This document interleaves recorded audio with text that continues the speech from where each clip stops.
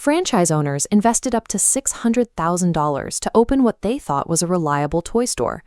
Instead, many find themselves dealing with massive financial losses and unpaid legal settlements, staring at empty locations and locked doors.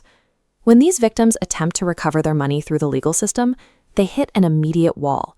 Storefronts simply vanish, and plaintiffs receive aggressive responses claiming the corporate entity has zero legal obligation to pay them a dime. It's easy to assume this chaos is the result of a single incompetent CEO making a series of poor business decisions. But the pattern of vanished assets and legal dead ends suggests these outcomes aren't accidental. The difficulty these victims face in getting their money back appears to be a specific result of how this company was structured from day one. A newly uncovered investigative database maps out the overarching family network behind the Bricks and Minifigs brand, revealing a corporate structure that reaches far beyond the toy industry.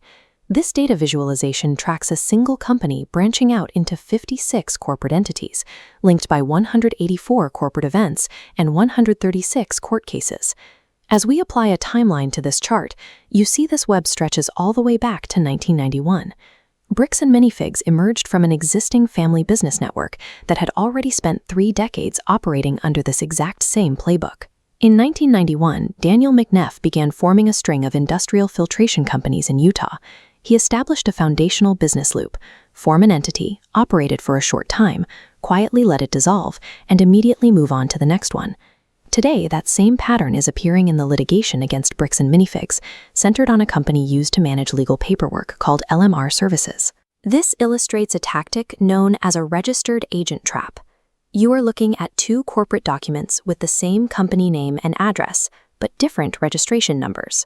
When a process server delivers a lawsuit, the team legally refuses it, shielding themselves behind the new registration number. This loophole turns the act of serving a lawsuit into a game of legal whack-a-mole.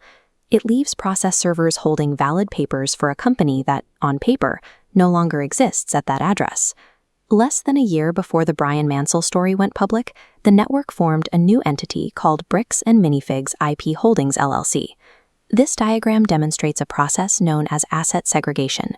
A central operating company splits apart, transferring its trademarks and brand value into an isolated, protected vault entity.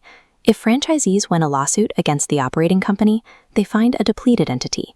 The actual brand wealth remains secure and disconnected inside the vault. As public pressure on the franchise increases, the wider corporate network has entered a phase of rapid reshuffling. Peripheral entities like Legally Mine and Central Wealth Solutions have recently dissolved and refiled on the exact same day. These maneuvers allow the network to adapt in real time, severing visible connections and attempting to keep family wealth out of the reach of incoming legal claims. This strategy of corporate evasion was never the work of a single person acting in isolation. This network map shows how the enterprise functions. Multiple family members, including Matthew, Miranda, Nicole, and Reed Brimhall, manage their own clusters of LLCs, all tied back to central shared addresses. People signed franchise agreements expecting to run a local toy store and join a community-focused brand. Instead, they find themselves fighting a multi-generational machine that has spent 30 years refining its ability to move assets and stay ahead of the law.